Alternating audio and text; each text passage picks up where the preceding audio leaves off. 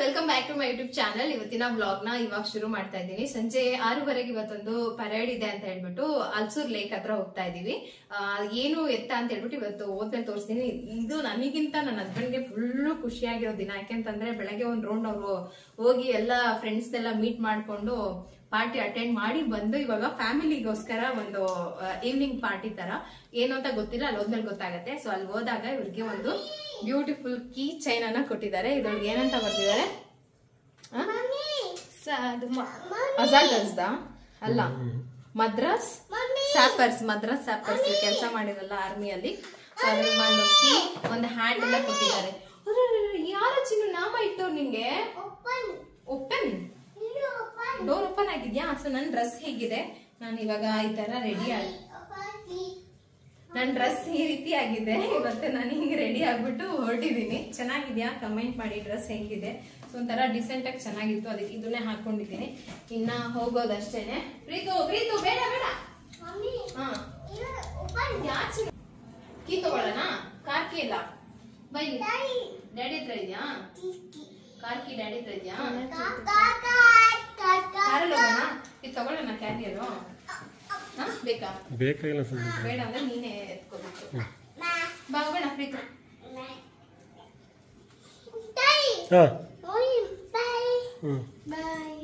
ಒಂಥರ ಖುಷಿ ಆಗ್ತಾ ಇತ್ತು. ಏನು ಅಂತ ಅಂದರೆ ಸುಮಾರು ದಿನ ಆದಮೇಲೆ ನಾವು ಈ ಥರ ಒಂದೇನೋ ಒಂದು ಆರ್ಮಿಯವ್ರ ಕಡೆಯಿಂದ ಆರ್ಗನೈಸ್ ಮಾಡಿರೋ ಒಂಥರ ಜಾಗಕ್ಕೆ ಹೋಗ್ತಾ ಇರೋದು. ಮೊದಲೆಲ್ಲ ಇದು ತುಂಬ ಕಾಮನ್. ಯಾಕೆ ಅಂತಂದರೆ ನಾವು ಕ್ವಾರ್ಟರ್ಸಲ್ಲಿ ಇದ್ದಾಗ ಈ ಥರ ಏನಾದರೂ ಸೆಲೆಬ್ರೇಟ್ ಮಾಡಿದಾಗ ಇನ್ಫಾರ್ಮ್ ಮಾಡ್ತಿದ್ರು. ಮತ್ತು ನಮಗೆ ಅಂತಲೇ ವೆಲ್ಫೇರ್ ಮಾಡ್ತಾಯಿದ್ರು. ಅಂದರೆ ಆರ್ಮಿ ಹೌಸ್ ವೈಫ್ಗಳು ಅಂತಂದರೆ, ಹೌಸ್ ವೈಫ್ ಅಂತಂದರೆ ಅವ್ರು ಹೆಂಡ್ತಿದ್ರು ಮನೇಲೇ ಇರ್ತಾಯಿದ್ರಲ್ವ. ಸಾಮಾನ್ಯವಾಗಿ ನಾವೆಲ್ಲ ಕ್ವಾರ್ಟರ್ಸ್ ಕೊಟ್ಟಾಗ ತುಂಬ ಹೊರಗಡೆ ಹೋಗೋದು ಕಷ್ಟನೇ, ಅವ್ರು ಡ್ಯೂಟಿಲಿ ಇರ್ತಾಯಿದ್ರು. ಸೊ ಮನೇಲೇ ಇದ್ದು ಅವ್ರಿಗೂ ಬೇಜಾರಾಗುತ್ತೆ ಅಂತ ಹೇಳ್ಬಿಟ್ಟು ವೆಲ್ಫೇರ್ ಎಲ್ಲ ಮಾಡ್ತಾಯಿದ್ರು. ಆ ಥರ ವೆಲ್ಫೇರ್ ಅಟೆಂಡ್ ಮಾಡ್ತಿದ್ವಿ. ಮಂದಿರ ಟೈಮ್ ಅಂತ ಮಾಡ್ತಾಯಿದ್ರು. ಮಂಗಳವಾರ ಅಂತಂದರೆ ಹೋಗಿ ಭಜನೆ ಮಾಡೋದು, ಪೂಜೆ ಮಾಡೋದು, ಪ್ರಸಾದ ತೊಗೊಂಡು ಬರೋದು, ಈ ಥರ. ಅಂದರೆ ಅವ್ರು ಡ್ಯೂಟಿಲಿ ಮಾಡ್ತಾ ಇರ್ತಾರೆ, ಅವರು ಮನೇಲಿರೋ ಹೆಣ್ಮಕ್ಳು ಸಮಾಧಾನವಾಗಿರ್ಬೇಕಲ್ವಾ. ಈಗ ಅವ್ರು ಡ್ಯೂಟಿ ಮಾಡ್ತಾರೆ, ನಾವು ಯಾವಾಗಲೂ ಮನೇಲೇ ಇರಬೇಕು ಅನ್ನೋದೊಂದು ಬಂದ್ಬಿಡುತ್ತೆ ತಲೆಗೆ ನಮಗೆ ಥಾಟ್ಸ್. ಆವಾಗ ಬೇಜಾರಾಗೋದು ಸಹಜ. ಎಲ್ಲೂ ಕರ್ಕೊಂಡು ಹೋಗಲ್ಲ, ಏನಪ್ಪ ಇದು ಲೈಫ್ ಅಂತ ಅನಿಸ್ಬಿಡುತ್ತೆ. ಆರ್ಮಿಲಿ ಕೆಲಸ ಮಾಡೋ ಅವ್ರ ಹೆಂಡ್ತಿರ್ಗೆ ಅಂತ ಹೇಳಿಬಿಟ್ಟು ಅವ್ರಿಗೆ ಅಂತಲೇ ಈ ಥರ ವೆಲ್ಫೇರ್ ಪಾರ್ಟಿ ಎಲ್ಲ ಮಾಡ್ತಾಯಿದ್ರು. ಸೊ ಅದೆಲ್ಲ ತುಂಬ ಹಳೆ ನೆನಪುಗಳು ಚೆನ್ನಾಗಾಯಿತು. ಒಂಥರ ಅವರು ಆರ್ಮಿಯವ್ರು ಆರ್ಗನೈಸ್ ಮಾಡ್ತಾರೆ ಅಂದರೆ ಒಂದು ಚೂರು ಸ್ಟ್ರಿಕ್ಟಾಗಿರುತ್ತೆ, ಒಂಥರ ಚೆನ್ನಾಗೂ ಇರುತ್ತೆ, ಒಂದು ಸ್ವಲ್ಪ ಬೇಜಾರು ಆಗುತ್ತೆ. ಆ ಥರ ನಾರ್ಮಲಾಗಿ ಫ್ರೀಯಾಗಿದ್ದು ಸಡನ್ನಾಗಿ ಹೋಗಿ ಅಲ್ಲಿ ಒಂಥರ ಅನಿಸ್ದಾಗ ಒಂದೇನೋ ಆರ್ಗನೈಸ್ ಮಾಡಿದರು. ಈ ಒಂದು ಸ್ಟೇಜ್ ಬಂದ್ಬಿಟ್ಟು ನಿಮಗೆ ನೀರಿನ ಮೇಲೆ ಹಾಕಿರೋದು. ಇವರು ಬಂದು ಅಲ್ಸೂರ್ ಕ್ವಾರ್ಟರ್ಸಲ್ಲಿದ್ದಾಗ ನನ್ನ ಫ್ರೆಂಡ್ ಒಬ್ಬರಿದ್ದರು, ಅವ್ರ ಮಗಳು, ಅವರು ಕೂಡ ಬಂದಿದ್ದರು ನೋಡೋದಕ್ಕೆ. ಅವರು ಇವಾಗ ರಿಟೈರ್ಡ್ ಆಗಿದ್ದಾರೆ. ತುಂಬ ಚೆನ್ನಾಗಿ ಮಾಡಿದ್ರು. ಆರ್ಮಿಯವ್ರಿಗೂ ಈ ಥರ ಎಲ್ಲ ಟ್ಯಾಲೆಂಟ್ ಇದೆಯಾ ಅಂತ ಅನ್ನಿಸ್ತು ನನಗೆ. ತುಂಬ ಚೆನ್ನಾಗಿತ್ತು.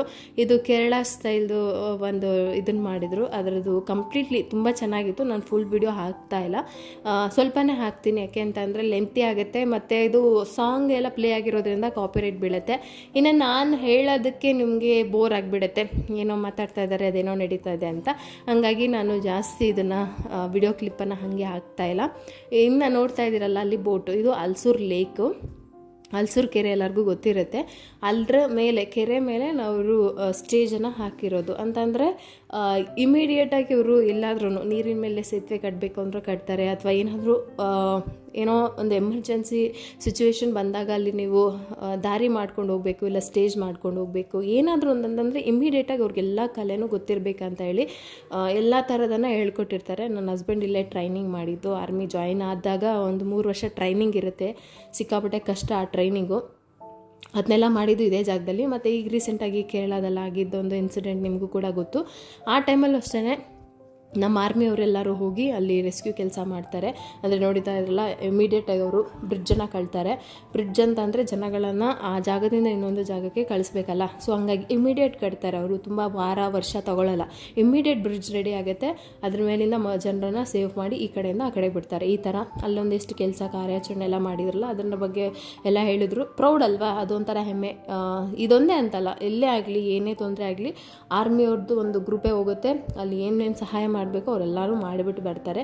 ಇದು ಒಂದು ವಾರ್ ಬಗ್ಗೆನೂ ಕೂಡ ಈ ಥರ ಇದರಲ್ಲಿ ತೋರಿಸಿದ್ರು. ಒಂದು ಜಾಗದಲ್ಲಿ ವಾರ್ ನಡೆದಿತ್ತು, ಅದರಲ್ಲಿ ಏನೇ ಆಯಿತು ಏನು ಅಂತ. ಇನ್ನು ಫಂಕ್ಷನ್ ಎಲ್ಲ ಮುಗೀತು. ನಾವು ಹೋಗಿದ್ದು ಲೈಟ್ ಬೆಳಗ್ಗೆಯಿಂದ ತುಂಬ ಚೆನ್ನಾಗಿತ್ತಂತೆ ಫಂಕ್ಷನು. ನೈಟ್ ಒಂದು ಇದನ್ನು ನೋಡ್ಕೊಂಡು ಬರೋಣ ಅಂತ ಹೇಳಿ ಕರ್ಕೊಂಡು ಬಂದರು. ಇಲ್ಲೊಬ್ರು ನೋಡ್ತಾ ಇದ್ದೀರಲ್ಲ, ನಾನು ಇದು ನೀಟಾಗಿ ಕಾಣಿಸುತ್ತೆ ನೀರಿನ ಮೇಲೆ ಸ್ಟೇಜ್ ಅಂತ ತೋರಿಸ್ತಾ ಇದ್ದೆ. ನನ್ನ ಹಸ್ಬೆಂಡ್ ಹೇಳಿದ್ರು ಇವ್ರಿಗೆ ಒಂದ್ಸರಿ ಬಾಂಬ್ ಬ್ಲಾಸ್ಟ್ ಆಗಿ ಆ ಸೈಡು, ಈ ಸೈಡಲ್ಲ ಲೆಫ್ಟ್ ಸೈಡ್ ಏನೋ ಕೈ ಕಟ್ಟಾಗ್ಬಿಟ್ಟಿದೆ ಅವ್ರಿಗೆ, ಕೈ ಇಲ್ಲ, ಆರ್ಟಿಫಿಷಿಯಲ್ ಕೈ ಹಾಕ್ಕೊಂಡಿರ್ತಾರೆ ಅವರು ಅಂತ ಹೇಳಿ. ನನಗೆ ವಿಡಿಯೋ ಮಾಡ್ಬೇಕಾದ್ರೆ ಗೊತ್ತಿರಲಿಲ್ಲ. ಆಮೇಲೆ ಅವ್ರು ಹೇಳಿದ್ರು ಈ ಥರ ಅವ್ರಿಗೆ ಪ್ರಾಬ್ಲಮ್ ಆಗಿತ್ತು, ಬಾಂಬ್ ಬ್ಲಾಸ್ಟ್ ಆಗಿ, ಈಗಲೂ ಒಂದು ಸೈಡ್ ಕೈ ಇಲ್ಲ ಅವ್ರಿಗೆ ಅಂತ. ಈ ಥರ ತುಂಬ ಸ್ಯಾಕ್ರಿಫೈ ಮಾಡ್ತಾರೆ. ಆದರೆ ಕೊನೆಯಲ್ಲಿ ಏನು ಗೊತ್ತಾ, ಅವರು ಮನಸ್ಸು ತೃಪ್ತಿಗೋಸ್ಕರ ದೇಶದ ಸೇವೆ ಮಾಡಿರ್ತಾರೆ ಅಷ್ಟೇ. ಅವ್ರಿಗೆ ಅಲ್ಲಿಂದ ಬಂದಮೇಲೆ ಅಥವಾ ಈ ಥರ ಎಷ್ಟೊಂದು ಜನ ಹ್ಯಾಂಡಿಕ್ಯಾಪಾಗಿ ಬಂದಿರೋರು ಇದ್ದಾರೆ, ಅವ್ರಿಗೆ ಯಾವುದೇ ರೀತಿಯಾದಂತಹ ಏನೋ ರೆಸ್ಪೆಕ್ಟೋ ಮತ್ತೊಂದು ಏನೂ ಸಿಗೋದಿಲ್ಲ. ಅದು ತುಂಬ ಬೇಜಾರು. ಆರ್ಮಿಲಿ ಕೆಲಸ ಮಾಡಬೇಕಾದ್ರೆ ಅಷ್ಟೇ, ಡ್ಯೂಟಿಲಿ ಇದ್ದೀರಾ ಅಂತಾರೆ, ಅಲ್ಲಿಂದ ಬಂದಮೇಲೆ ನೀನು ಯಾರಾದರೆ ನಮಗೇನು ಅಂತಾರೆ. ಅದನ್ನು ಆರ್ಮಿಯವ್ರು ಯಾರು ಎಕ್ಸ್ಪೆಕ್ಟು ಮಾಡೋದಿಲ್ಲ. ದೇಶ ಸೇವೆ ಮಾಡಬೇಕಂತ ಮನಸ್ಸಲ್ಲಿತ್ತು, ಮಾಡಿದ್ದೀವಿ ಬಂದಿದ್ದೀವಿ ಅಂತ ಅಷ್ಟೇ ಅವ್ರ ತಲೆಯಲ್ಲಿ ಇಟ್ಕೊಂಡಿರ್ತಾರೆ. ಅದಾದಮೇಲೆ ನಾರ್ಮಲಾಗಿ ಅವ್ರ ಜೀವನ ಅವ್ರು ಮಾಡ್ತಾರೆ. ಅಲ್ಲಿಂದ 10:30 ಆಗಿತ್ತು, ಊಟ ಮಾಡಬೇಕು, ತುಂಬ ಹೊಟ್ಟೆ ಹಸಿತಾಯಿತು ಅಂತ ಹೇಳ್ಬಿಟ್ಟು ಹೋಟೆಲ್ಗೆ ಹೋದ್ವಿ. ನನ್ನ ಮಗನ ಆ್ಯಕ್ಷನ್ ನೋಡಿ. ವಿಡಿಯೋ ಮಾಡಲ್ಲ ಏನಪ್ಪ, ಏನೇನು ಬೇಕು ಏನೇನು ಬೇಕು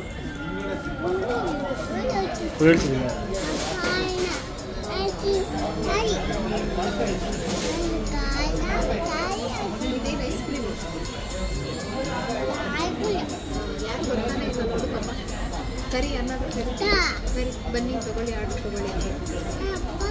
ಇದೆಲ್ಲ ಕೊಡಿ, ಇದೆಲ್ಲ ಕೊಡಿ, ತಿಂತೀನಿ. ಹೆಂಗೆ ತಿಂತೀಯ ಪ್ರೀತಿ? ತಿಂದ್ಯಾ?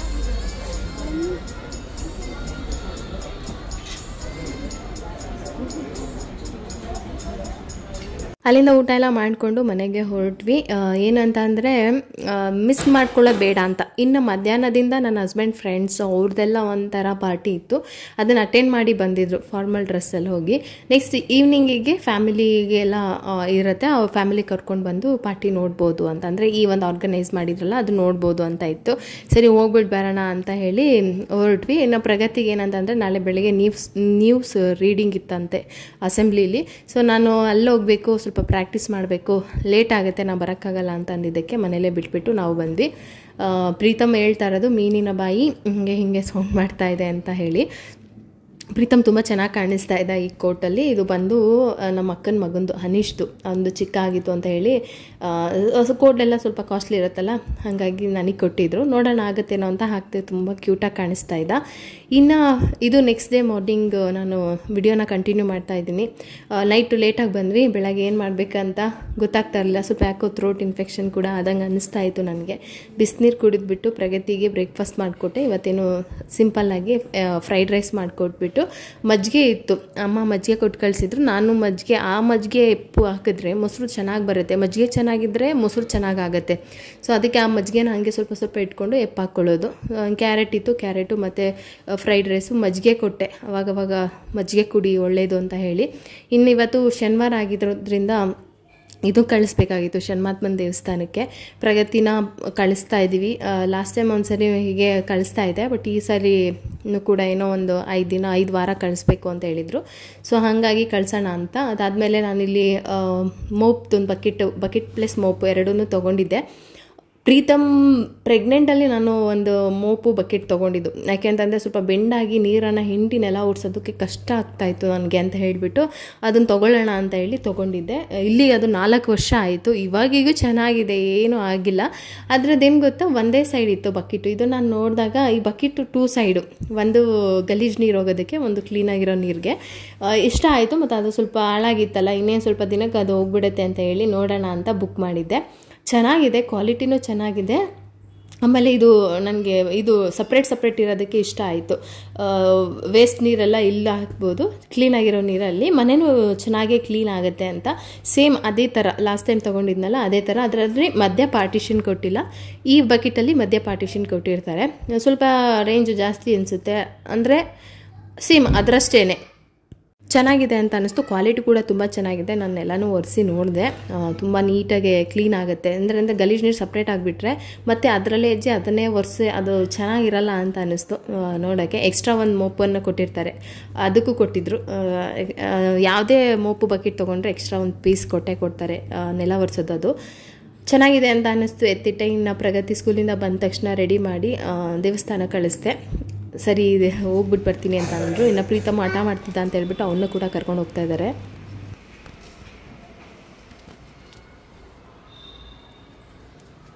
ತಿನ್ನು, ಹಾಯ್ ಮಾಡು, ಬಾಯ್ ಬಾಯ್, ಚಲೋ ಚಲೋ ಚಲೋ. ಉಶ್, ಆ ಕಡೆ ನಡಿ, ಹಂಗೆ ನಡಿ, ಅಕ್ಕ ಬರುತ್ತೆ.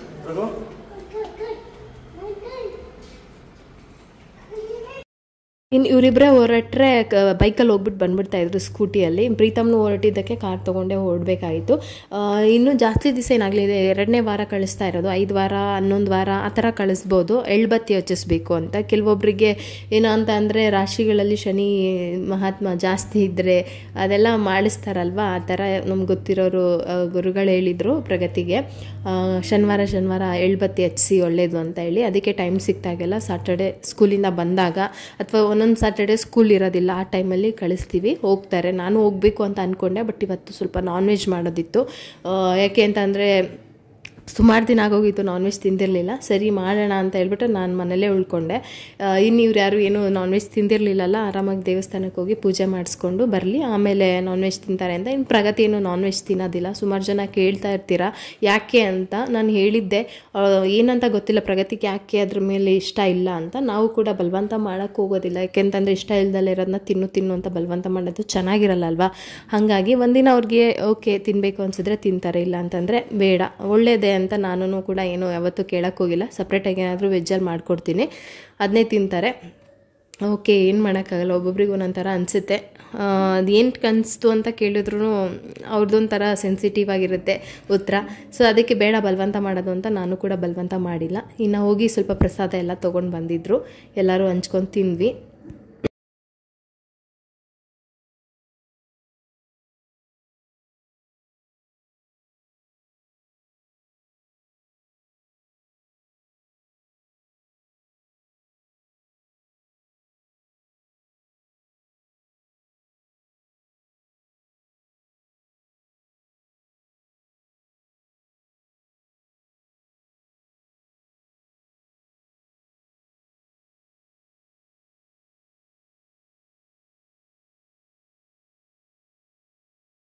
ಹಾಗೆ ಲಾಸ್ಟ್ ಬ್ಲಾಗಲ್ಲಿ ಕೇಳಿದ್ರಿ ಬಿರಿಯಾನಿ ಪೌಡರ್ ಹೇಗೆ ಮಾಡೋದು ಅಂತ ಹೇಳಿಬಿಟ್ಟು, ಅದನ್ನು ನಾನು ಇವಾಗ ತೋರಿಸ್ತಾ ಇದ್ದೀನಿ. ಎಲ್ಲ ರೆಡಿ ಮಾಡ್ಕೊಂಡಿದ್ದೆ. ಚಿಕನ್ ಬಿರಿಯಾನಿ ಮಾಡೋಣ ಅಂತ ಹೇಳ್ಬಿಟ್ಟು ಬಿರಿಯಾನಿ ಪೌಡರ್ ತುಂಬ ಈಸಿ ಮತ್ತು ಟೇಸ್ಟಿಯಾಗಿ ಬರಬೇಕು ಅಂತಂದರೆ ಪೌಡರ್ ಒಂದಿದ್ರೆ ಸಾಕಾಗುತ್ತೆ. ಪಲಾವ್ ಎಲೆ 4ರಿಂದ 5 ತೊಗೊಂಡಿದ್ದೀನಿ. ಒಂದು ಅರ್ಧ ಸ್ಪೂನಷ್ಟು ಏಲಕ್ಕಿ, 1 ಸ್ಪೂನಷ್ಟು ಜೀರಿಗೆ, 1 ಸ್ಪೂನಷ್ಟು ಇದು ಸೋಂಪು ಕಾಳು, 1/4 ಸ್ಪೂನಷ್ಟು ಲವಂಗ, ಹಾಗೆ ಸೇಮ್ 1 ಸ್ಪೂನಷ್ಟು ಪೆಪ್ಪರ್ ತೊಗೊಂಡಿದ್ದೀನಿ. ಖಾರ ಬೇಕು ಅಂದರೆ ಜಾಸ್ತಿ ಮಾಡ್ಕೋಬೋದು. ಅದ್ರ ಜೊತೆಗೆ ಒಂದು 4-5 ಜಾಪತ್ರೆ ತೊಗೊಂಡಿದ್ದೀನಿ. ಒಂದು 4ರಿಂದ 5 ಇದು ಕಪ್ಪು ಏಲಕ್ಕಿ ಬರುತ್ತಲ್ಲ ಅದು, ಒಂದು ಸ್ವಲ್ಪ ಜಾಸ್ತಿ ಚಕ್ಕೆ ತೊಗೊಂಡಿದ್ದೀನಿ. 2 ಉದ್ದದ್ದು ದಪ್ಪ ಸಿಕ್ಕಿದ್ರೆ ಅದು ಓಕೆ. ಸ್ಟಾರ್ ಹೂವು ಮತ್ತು ಕಲ್ಲುವ ಒಂದು ಅರ್ಧ ಸ್ಪೂನಷ್ಟು. ಸೊ ಇದಿಷ್ಟು, ಮತ್ತು ಅದ್ರ ಜೊತೆಗೆ 1 ಸ್ಪೂನಷ್ಟು ಧನಿಯಾ ತೊಗೊಂಡಿದ್ದೀನಿ. ಕಲ್ಲರ್ ಬೇಕಂತ ಹೇಳ್ಬಿಟ್ಟು ಒಂದು 3 ಬ್ಯಾಡಿಗೆ ಮೆಣಸಿನ್ಕಾಯಿ, ಖಾರಕ್ಕೆ ಎಷ್ಟು ಬೇಕೋ ಅಷ್ಟು ಒಣಮೆಣಸಿನ್ಕಾಯಿ ತೊಗೊಂಡಿದ್ದೀನಿ. ಸ್ಪೈಸಿಯಾಗಿ ಜಾಸ್ತಿ ಖಾರ ತಿಂತೀನಿ ಅಂತಂದರೆ ಜಾಸ್ತಿ ಹಾಕ್ಕೋಬೋದು, ಇಲ್ಲ ಅಂತಂದರೆ ಇದು ಮೀಡಿಯಮ್ ಆಗಿದ್ದರೆ ಮತ್ತೆ ನೀವು ಖಾರದ ಪುಡಿಯಲ್ಲಿ ಜಾಸ್ತಿ ಕಡಿಮೆ ಮಾಡ್ಕೋಬೋದು. ಇದನ್ನು ಒಂದು ಬಾಣಲಿಗೆ ಹಾಕ್ಬಿಟ್ಟು ಚೆನ್ನಾಗಿ ಅದರ ಘಮ ಬರೋ ತನಕ ಫ್ರೈ ಮಾಡ್ಕೋಬೇಕು. ಇಷ್ಟೇ, ಇದನ್ನು ಚೆನ್ನಾಗಿ ಫ್ರೈ ಮಾಡ್ಕೊಂಡ್ಬಿಟ್ಟು ನಾವು ಪೌಡರ್ ಮಾಡಿ ಇಟ್ಕೊಂಡ್ರೆ ಬಿರಿಯಾನಿ ಪೌಡರ್ ಚೆನ್ನಾಗಿರುತ್ತೆ. ಆಮೇಲೆ ಈ ಥರ ಪೌಡರ್ ಇದ್ದರೆ ಬಿರಿಯಾನಿ ಮಾಡೋದು ಕೂಡ ತುಂಬಾ ಈಸಿ, ಕ್ವಿಕ್ಕಾಗಿ ಬಿರಿಯಾನಿ ಮಾಡ್ಕೊಂಡ್ಬಿಡ್ಬೋದು. ಇದು ಟ್ರೈ ಮಾಡಿ, ಟೇಸ್ಟ್ ಮಾತ್ರ ನಿಜವಾಗ್ಲೂ ಚೆನ್ನಾಗಿರುತ್ತೆ. ಇದ್ರದ್ದು ಕ್ವಾಂಟಿಟಿ ಗೊತ್ತಾಗಿಲ್ಲ ಅಂತಂದರೆ ಬೇಕಂದರೆ ನಾನು ಡಿಸ್ಕ್ರಿಪ್ಷನಲ್ಲಿ ಹಾಕಿರ್ತೀನಿ ಇದರ ಕ್ವಾಂಟಿಟಿ ಹೆಂಗೆ ಹಾಕಿರ್ತೀನಿ ಅಂತ ಹೇಳ್ಬಿಟ್ಟು. ಇದು ಬಂದುಬಿಟ್ಟು ಒಂದು ಟೈಮ್ಗೆ ಒಂದು 2 kg 3 kg ಮಾಡ್ತೀನಿ ಅಂತಂದರೆ ಅಷ್ಟಕ್ಕೆ ಇದು ಪೌಡರ್ ಆಗುತ್ತೆ. ಒಂದು 6-7 ಸ್ಪೂನ್ ಅಷ್ಟು ಆಗ್ಬೋದು. ಸೊ ಇದನ್ನು ಚೆನ್ನಾಗಿ ರುಬ್ಕೋಬೇಕು, ತರಿಯಾಗಿ ಅಲ್ಲ, ನೈಸಾಗೆ, ತುಂಬ ನೈಸಾಗೂ ಆಗಲ್ಲ, ಒಂಥರ ಮೀಡಿಯಮ್ ಆಗಿ ರುಬ್ಕೊಂಡ್ರೆ ಇಷ್ಟಾದರೂ ಸಾಕು. ಇದು ಬಿರಿಯಾನಿ ಪೌಡರ್ ರೆಡಿ ಆಯಿತು. ಇದನ್ನು ಬೇಕಂದರೆ ಸ್ಟೋರ್ ಮಾಡಿ ಇಟ್ಕೊಂಡು ಯಾವಾಗ ಬಿರಿಯಾನಿ ಮಾಡ್ತೀವೋ ಅವಾಗ ಹಾಕೊಬೋದು. ಬೇಕಂತಂದರೆ ಮಶ್ರೂಮ್ ಪಲಾವ್ ಮಾಡೋದಕ್ಕೆ ಅದಕ್ಕೆಲ್ಲನೂ ಕೂಡ ತುಂಬ ಟೇಸ್ಟಿಯಾಗಿ ಚೆನ್ನಾಗಿರುತ್ತೆ, ಘಮ ಘಮ ಅಂತ ಇರುತ್ತೆ. ನೀವು ಬಿರಿಯಾನಿ ಮಾಡಿ ನೋಡಿ, ಅದರ ಟೇಸ್ಟೇ ಡಿಫ್ರೆಂಟ್ ಆಗಿರುತ್ತೆ. ಇನ್ನು ಬಿರಿಯಾನಿ ಮಾಡೋದಕ್ಕೂ ಕೂಡ ತುಂಬ ಈಸಿ. ಈ ಪೌಡರ್ ಹಾಕಿ ಮಾಡ್ತೀನಿ ಅಂದರೆ ಈಸಿಯಾಗಿ ಮಾಡ್ಕೊಬೋದು. ಫಸ್ಟಿಗೆ ನಾನು ಚಿಕನ್ ಎಲ್ಲ ಕ್ಲೀನಾಗಿ ತೊಳ್ಕೊಂಡ್ಬಿಟ್ಟು ಮ್ಯಾರಿನೇಟ್ ಮಾಡ್ತೀನಿ. ಅದಕ್ಕೆ ಸ್ವಲ್ಪ ಶುಂಠಿ ಬೆಳ್ಳುಳ್ಳಿ ಪೇಸ್ಟು ಹಾಗೆ ಬಿರಿಯಾನಿ ಪೌಡರ್, ನಾನು ರೆಡಿ ಮಾಡಿಟ್ಟಿದ್ದಂಥ ಬಿರಿಯಾನಿ ಪೌಡರ್ ಒಂದು 2ರಿಂದ 3 ಸ್ಪೂನಷ್ಟು ಹಾಕ್ಕೊತಾ ಇದ್ದೀನಿ. ಅದಕ್ಕೆ ಸ್ವಲ್ಪ ಉಪ್ಪು, ಅರಿಶಿನ, ಖಾರಕ್ಕೆ ಎಷ್ಟು ಬೇಕೋ ಅಷ್ಟು ಖಾರದ ಪುಡಿ. ಖಾರದಲ್ಲಿ ಮೆಣಸಿನ್ಕಾಯಿ ಜಾಸ್ತಿ ಹಾಕಿದ್ದೀನಿ ಅಂದರೆ ಇಲ್ಲಿ ನೋಡ್ಕೊಂಡು ಹಾಕೊಬೋದು, ಇಲ್ಲ ಅಂತಂದರೆ ನೋಡಿ ನಿಮಗೆ ಎಷ್ಟು ಖಾರ ಬೇಕೋ ಅಷ್ಟು ಹಾಕ್ಕೊಳ್ಳೋದು. ಸ್ವಲ್ಪ ಮೊಸರು ಹಾಕ್ಬಿಟ್ಟು ಚೆನ್ನಾಗಿ ಮಿಕ್ಸ್ ಮಾಡಿ ಅದನ್ನೊಂದು 30 ನಿಮಿಷ ಹಾಗೆ ಬಿಟ್ಬಿಡಬೇಕು. ಉಪ್ಪು ಖಾರ ಎಲ್ಲ ಏನಿದೆ ಅದು ಚೆನ್ನಾಗಿ ಇಟ್ಕೋಬೇಕು ಅದಕ್ಕೆ. ಇನ್ನು ಅಕ್ಕಿ ಬಂದ್ಬಿಟ್ಟು ಒಂದು 3 ಗ್ಲಾಸ್ ಬಾಸುಮತಿ ಅಕ್ಕಿ ತೊಗೊಳ್ತಾ ಇದ್ದೀನಿ. ಬಿರಿಯಾನಿ ರೈಸ್ ಕೂಡ ಆಗುತ್ತೆ, ಜೀರಾ ರೈಸು ಬಿರಿಯಾನಿ ರೈಸ್ ಆ ಥರ ಮಾಡ್ತೀನಿ ಅಂದರೆ ಅದರಲ್ಲೂ ಇದನ್ನೇ ಹಿಂಗೆ ಮಾಡೋದು. ಒಂದು 3 ಗ್ಲಾಸಷ್ಟು ಅಕ್ಕಿ ತೊಗೊಂಡಿದ್ದೀನಿ. ಇನ್ನು ಪಾತ್ರೆಗೆ ಸ್ವಲ್ಪ ಎಣ್ಣೆ ಹಾಕ್ಬಿಟ್ಟು ಪಲಾವ್ ಎಲೆ ಹಾಕ್ಕೊಂಡು ತುಪ್ಪ ಹಾಕ್ಕೊಂಡಿದ್ದೀನಿ, ಹಸಿರು ಮೆಣಸಿನ್ಕಾಯಿ ಹಾಕ್ಕೊಳ್ತಾ ಇದ್ದೀನಿ. ಇದಕ್ಕಿಂತ ಎಕ್ಸ್ಟ್ರಾ ಯಾವ ಮಸಾಲನೂ ಹಾಕ್ಕೊಂಡಿಲ್ಲ ನಾನು. ಬೇಕಂತಂದರೆ ನೀವು ಒಂದಿಷ್ಟು ಏಲಕ್ಕಿ, ಚಕ್ಕೆ ಆ ಥರ ಎಕ್ಸ್ಟ್ರಾ ಅರೋಮ ಬೇಕಂದ್ರೆ ಅದನ್ನು ಹಾಕೋಬೋದು. ಇನ್ನು ಸಣ್ಣ ಕಟ್ ಮಾಡಿದಂಥ ಈರುಳ್ಳಿ, ಹಸಿರು ಮೆಣಸಿನ್ಕಾಯಿ ಚೆನ್ನಾಗಿ ಬೆಂದಮೇಲೆ ಟೊಮೊಟೊ ನೋಡಿ ಹಾಕ್ಕೊಳ್ಳಿ. ಇದು ಆದಮೇಲೆ ಸ್ವಲ್ಪ ಪುದೀನ, ಕೊತ್ತಂಬರಿ ಸೊಪ್ಪನ್ನು ಎಣ್ಣೆ ಎಲ್ಲ ಹಾಕ್ಬಿಟ್ಟು ಚೆನ್ನಾಗಿ ಫ್ರೈ ಮಾಡ್ಕೋಬೇಕು. ಇಷ್ಟೇ. ಇದಾದಮೇಲೆ ಮ್ಯಾರಿನೇಟ್ ಮಾಡಿರೋ ಚಿಕನನ್ನು ಹಾಕೊಂಡ್ಬಿಟ್ಟು ಒಂದು ಚೆನ್ನಾಗಿ ಕುದಿ ಬರಬೇಕು. ಅಂದರೆ ಚಿಕನಲ್ಲಿ ಇರುವಂತಹ ಸ್ಮೆಲ್ಲು, ರಾ ಸ್ಮೆಲ್ ಏನಿರುತ್ತೆ ಅದೆಲ್ಲ ಹೋಗೋ ತನಕನೂ, ಅಂದರೆ ಎಣ್ಣೆ ಸಪ್ರೇಟ್ ಆಗೋ ತನಕನೂ ಚೆನ್ನಾಗಿ ಫ್ರೈ ಮಾಡಿಕೊಂಡ್ರೆ ಟೇಸ್ಟ್ ಚೆನ್ನಾಗಿರುತ್ತೆ. ಅಂದರೆ ಉಪ್ಪು ಖಾರ ಚೆನ್ನಾಗಿ ಇಳಿಯುತ್ತೆ ಅಂತ ಚಿಕನ್ಗೆ. ಇದನ್ನು ಚೆನ್ನಾಗಿ ಮಿಕ್ಸ್ ಮಾಡ್ಕೊಳ್ತೀನಿ. ಅದಾದಮೇಲೆ ಸ್ವಲ್ಪ ಬಿಸಿನೀರು ಇಟ್ಕೊಳ್ತೀನಿ. ಬಿರಿಯಾನಿಗೆ ಯಾವಾಗಲೂ ಅಷ್ಟೇ ತಣ್ಣೀರು ಹಾಕೋದಕ್ಕಿಂತ ಬಿಸಿನೀರು ಹಾಕಿದ್ರೆ ತುಂಬ ಟೇಸ್ಟಿಯಾಗಿ ಬರುತ್ತೆ ಬಿರಿಯಾನಿಗೆ. ಸೊ ಇದನ್ನು ಟ್ರೈ ಮಾಡಿ ಹೆಂಗಿತ್ತು ಅಂತ ಹೇಳ್ಬಿಟ್ಟು ನಂಗೆ ಕಮೆಂಟ್ ಸೆಕ್ಷನಲ್ಲಿ ಹೇಳಿ. ಈಸಿ, ಮತ್ತು ಹೋಟೆಲೆಲ್ಲ ನಾವು ತಿಂತೀವಲ್ಲ ಬಿರಿಯಾನಿ, ಸೇಮ್ ಅದೇ ಥರ ಹೋಮ್ ಮೇಡ್ ಮಸಾಲ ಪೌಡರ್ ರುಬ್ಬಿ ಹಾಕಿದ್ರೆ ಇನ್ಸ್ಟೆಂಟಾಗಿ ಅದು ಟೇಸ್ಟೇ ಬೇರೆ, ತುಂಬ ಡಿಫ್ರೆಂಟಾಗಿ ಬರುತ್ತೆ. ಅವಾಗ ತಾನೇ ಇನ್ನು ಫ್ರೆಶ್ ಆಗಿ ಮಾಡ್ಕೊಂಡು ಮಾಡ್ತೀನಿ ಅಂತಂದರೆ ಟೈಮ್ ಹಿಡಿಯುತ್ತೆ, ಬಟ್ ಟೇಸ್ಟ್ ಮಾತ್ರ ತುಂಬ ಚೆನ್ನಾಗಿ ಬರುತ್ತೆ. ಇನ್ನು ನೆನೆಸಿರುವಂತಹ ಬಾಸುಮತಿ ಅಕ್ಕಿಯನ್ನು ಹಾಕ್ಕೊಂಡು ನೀರು ಹಾಕ್ಬಿಟ್ಟು ಲಿಡ್ಡನ್ನು ಕ್ಲೋಸ್ ಮಾಡ್ಕೊಳ್ತಾ ಇದ್ದೀನಿ. ಸ್ವಲ್ಪ ಚಿಕನ್ ಜಾಸ್ತಿ ಇತ್ತು ಅಂತ ಹೇಳ್ಬಿಟ್ಟು ನಾನು ಪೂರ್ತಿ ಚಿಕನ್ ಬಿರಿಯಾನಿ ಮಾಡಿಲ್ಲ, ಒಂದು ಸ್ವಲ್ಪ ಪಾಲಕ್ ಚಿಕನ್ ಮಾಡೋಣ ಅಂತ ಹೇಳ್ಬಿಟ್ಟು ಎತ್ತಿಟ್ಟಿದ್ದೀನಿ. ಅದನ್ನು ಕೂಡ ನಾನು ರೆಸಿಪಿ ಹಾಕ್ತೀನಿ. ಇಷ್ಟೇ. ಇದನ್ನು ಮಿಕ್ಸ್ ಮಾಡಿಬಿಟ್ಟು ನೀರು ಎಷ್ಟು ಬೇಕೋ ಅಷ್ಟು ಮತ್ತು ಉಪ್ಪು ಚೆಕ್ ಮಾಡಿಬಿಟ್ಟು ಲಿಡ್ ಕ್ಲೋಸ್ ಮಾಡಿದ್ರೆ ಬಿರಿಯಾನಿ ಆಗುತ್ತೆ. ಇನ್ನು ಪಾಲಕ್ ಚಿಕನ್ಗೆ ಎಣ್ಣೆ ಹಾಕ್ಕೊಂಡು ಸ್ವಲ್ಪ ಚಿಕನ್ ಹಾಕ್ಕೊಂಡಿದ್ದೀನಿ, ಅದಕ್ಕೇ ಉಪ್ಪು ಹಾಕ್ಬಿಟ್ಟು ಚೆನ್ನಾಗಿ ಫ್ರೈ ಮಾಡ್ಕೊಳ್ತಾ ಇದ್ದೀನಿ. ಚೆನ್ನಾಗಿ ಅಂತಂದರೆ ಒಂದು 2 ನಿಮಿಷ 3 ನಿಮಿಷ ಫ್ರೈ ಮಾಡಿದ್ಮೇಲೆ ಅದಕ್ಕೆ ಅರಿಶಿನ ಪುಡಿ ಹಾಕ್ಕೊಳ್ಳೋದು, ಅದ್ರ ಜೊತೆಗೆ ಧನಿಯಾ ಪುಡಿ ಮತ್ತು ಗರಂ ಮಸಾಲ, ಈ 3 ಮಸಾಲಾನ ಹಾಕ್ಕೊಂಡು ಕುದಿಸ್ಕೊತೀನಿ. ಇನ್ನು ಇದಕ್ಕೆ ನಾನು ಟೊಮೊಟೊ ಪ್ಯೂರಿ ಮಾಡಿ ಇಟ್ಕೊಂಡಿದ್ದೀನಿ ಮತ್ತು ಪಾಲಕ್ ಪ್ಯೂರಿನೂ ಮಾಡಿ ಇಟ್ಕೊಂಡಿದ್ದೀನಿ. ಸ್ವಲ್ಪ ಪಾಲಕ್ ಸೊಪ್ಪಿತ್ತು, ಟಕ್ ಅಂತ ಸರಿ ಪಾಲಕ್ ಚಿಕನ್ ಮಾಡೋಣ ಸೈಡ್ಗೆ ಆಗುತ್ತೆ ಅಂತ. ಇದು ಗ್ರೇವಿ ಥರ ಮಾಡ್ಬೋದು, ಸುಕ್ಕ ಥರನೂ ಮಾಡ್ಕೋಬೋದು, ಡಿಪೆಂಡ್ ನಾವು ಹೆಂಗೆ ಹಾಕ್ಕೊಂಡು ಮಾಡ್ಕೋತೀವೋ ಅದ್ರ ಥರ. ಇಲ್ಲಿ ಟೊಮೊಟೊ ಪ್ಯೂರಿ ಹಾಕ್ಕೊಂಡು ಚೆನ್ನಾಗಿ ಕುದಿಸ್ಕೊಂಡ್ಮೇಲೆ ಪಾಲಕ್ ಪ್ಯೂರಿ ಹಾಕ್ಕೊಳ್ತಾ ಇದ್ದೀನಿ. ಇಷ್ಟೇ. ಇದಕ್ಕೆ ಎಷ್ಟು ಬೇಕೋ ಅಷ್ಟು ನೀರು ಉಪ್ಪು ಹಾಕಿಬಿಟ್ಟು ಮೇಲೆ ಕಸೂರಿ ಮೇಥಿ ಹಾಕಿದ್ರೆ ಆಗುತ್ತೆ. ಚೆನ್ನಾಗಿ ಕುದಿಸ್ಕೊಂಡು ಗಟ್ಟಿಯಾಗಿ ಮಾಡಿಕೊಂಡ್ರೆ ಡ್ರೈ ಆಗುತ್ತೆ, ತೆಳುವಾಗಿ ಮಾಡಿಕೊಂಡ್ರೆ ಸ್ವಲ್ಪ ಗ್ರೇವಿ ಉಳಿಯುತ್ತೆ. ಸೊ ಇದು ಪಾಲಕ್ ಚಿಕನ್ನು ರೆಡಿ ಆಯಿತು. ಇದ್ರ ಜೊತೆಗೆ ಚಿಕನ್ ಬಿರಿಯಾನಿ ಕೂಡ ರೆಡಿ ಆಯಿತು. ಅದರ ಲಿಡ್ ಓಪನ್ ಮಾಡಿ ತೋರಿಸ್ತೀನಿ. ಟೇಸ್ಟ್ ಮಾತ್ರ ನಿಜವಾಗ್ಲೂ ಚೆನ್ನಾಗಿರುತ್ತೆ. ಸ್ವಲ್ಪ ತುಪ್ಪ ಜಾಸ್ತಿನೇ ಹಾಕ್ಕೊಳ್ಳಿ, ಎಣ್ಣೆನೂ ಅಷ್ಟೇ ಚೆನ್ನಾಗಿ ಹಾಕಿದ್ರೆ, ಅಂದರೆ ಸ್ವಲ್ಪ ಹಾಕಿದ್ರೆ ಸಾಕು. ಅದರೊಳಗೆ ನಾನ್ ವೆಜ್ಜಲ್ಲಿ ಸ್ವಲ್ಪ ಎಣ್ಣೆ ಬಿಟ್ಕೊಳ್ಳುತ್ತಲ್ವ, ಬಿರಿಯಾನಿ ಟೇಸ್ಟ್ ಸೂಪರಾಗಿರುತ್ತೆ. ಸಿಂಪಲ್ಲಾಗಿದೆ, ಮಸಾಲ ಹೆವಿ ಅಂತ ಅನ್ಸೋದೇ ಇಲ್ಲ. ಚೆನ್ನಾಗಿದೆ, ಚೆನ್ನಾಗಾಗಿತ್ತು ಕೂಡ. ಡ್ಯಾಡಿ ಹೆಂಗೈತೆ ಊಟ?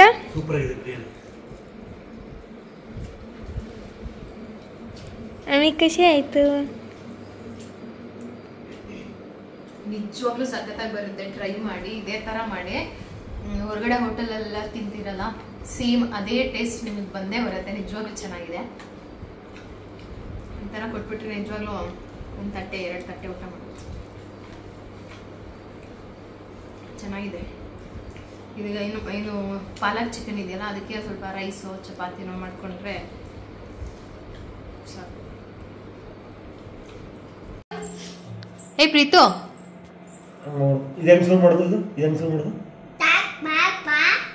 Duck quack quack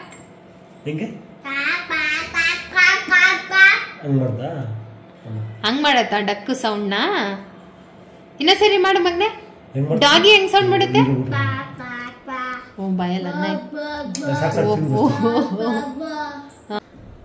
Preethu ಇಲ್ಲೋಡು. Preetham ಚಿನ್ನ, ಪ್ರೀತು ಇಲ್ಲೋಡಿ, ಇಲ್ಲಿ ನಾನೇನೋ ಹೇಳ್ಕೊಡ್ತೀನಿ ನೋಡಿ. ಇಲ್ಲಿ ಓಂ ಹೇಳಪ್ಪ. ಓಂ ಕೃಷ್ಣಾಯ, ಓಂ ಕೃಷ್ಣಾಯ, ಓಂ ಕೃಷ್ಣಾಯ, ಕೃಷ್ಣಾಯ. ಚಿನ್ನು ಹೇಳಪ್ಪ. ಕೃಷ್ಣಾಯ, ಓಂ ಕೃಷ್ಣಾಯ. ಚಿನ್ನ ಹೇಳು. ಓಂ ಓಂ ಕೃಷ್ಣಾಯ. ಆಚೆ ಕರ್ಕೊಂಡು ಹೋಗ್ತೀನಿ ಹೇಳು. ಆಚೆ ಕರ್ಕೊಂಡು ಹೋಗ್ತೀನಿ, ಹೋಗೋಣ, ಅಲ್ಲಿಗೆ ಹೋಗೋಣ. ಬಾಯ್ ಬಾ ಅಮ್ಮ, ನಾವು ವಾಕಿಂಗ್ ಹೋಗೋಣ. ಇವನಿಲ್ಲೇ ಇರು. ಬಾಯ್, ನಾವು ಹೋಗ್ತೀವಿ. ಬಾಯ್ ಬಾಯ್, ಹೋಗ್ತೀವಿ. ಅದಕ್ಕೆ ಹೇಳು, ಕರ್ಕೊಂಡು ಹೋಗ್ತೀನಿ ಹೇಳು. ಓಂ ಕೃಷ್ಣಾಯ ವಾಸುದೇವಾಯ. ಚಿನ್ನು ವಾಸುದೇವಾಯ. ಕೃಷ್ಣಾಯ ವಾಸುದೇವಾಯ ಓಂ ಕೃಷ್ಣಾಯ ವಾಸುದೇವಾಯ ಹರೇ ಪರಮಾತ್ಮನೆ ಪ್ರಣತ ಕ್ಲೇಶನಾಶಾಯ ಗೋವಿಂದಾಯ ನಮೋ ನಮಃ.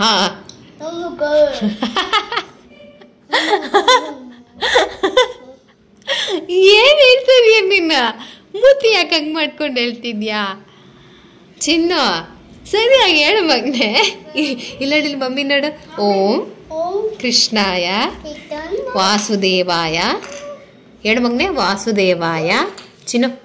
ವಾಸುದೇವಾಯ ಹರಹೇ ಪರಮಾತ್ಮನೆ ಪ್ರಣತ ಪ್ರಣತ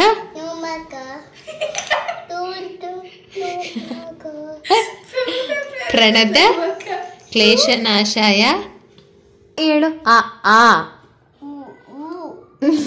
ಆ ಆ ಇ ಇ ಉ ಉ ರು ಎ ಎ ಐ ಓ ಓ ಔ ಅಂ ಅಹ ಕ ಕ ಗ ಗ ಞ ಛ ಛ ಛ ಛ ಜ ಜ ಞ ಹೇಳು. ಜಾನಿ ಜಾನಿ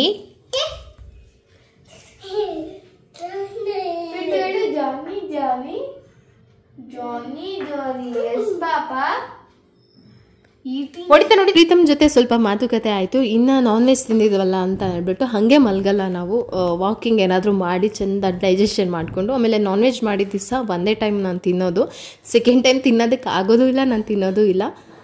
ಇನ್ನು ಪ್ರೀತಮ್ನ ಪ್ರಗತಿನ ಇಬ್ಬರೂ ಕರ್ಕೊಂಡು ಹೋದ್ವಿ. ಒಳ್ಳೆ ತಂಪಾಗಿ ಗಾಳಿ ಬೀಸ್ತಾಯಿತ್ತು. ವಾಕ್ ಮಾಡ್ಕೊಂಡು ಬರೋಣ ಅಂತ. ಒಂದು 9 ಗಂಟೆ ಆಗಿತ್ತು ಆಲ್ರೆಡಿ.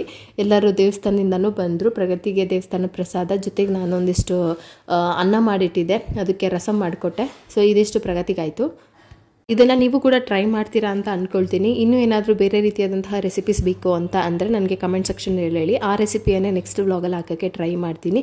ಇವತ್ತಿನ ವ್ಲಾಗ್ ಇಷ್ಟ ಆದರೆ ಲೈಕ್ ಮಾಡಿ. ಸಿಗ್ತೀನಿ ನೆಕ್ಸ್ಟ್ ವ್ಲಾಗಲ್ಲಿ. ಅಲ್ಲಿವರೆಗೂ ಟೇಕ್ ಕೇರ್. ಬಾಯ್.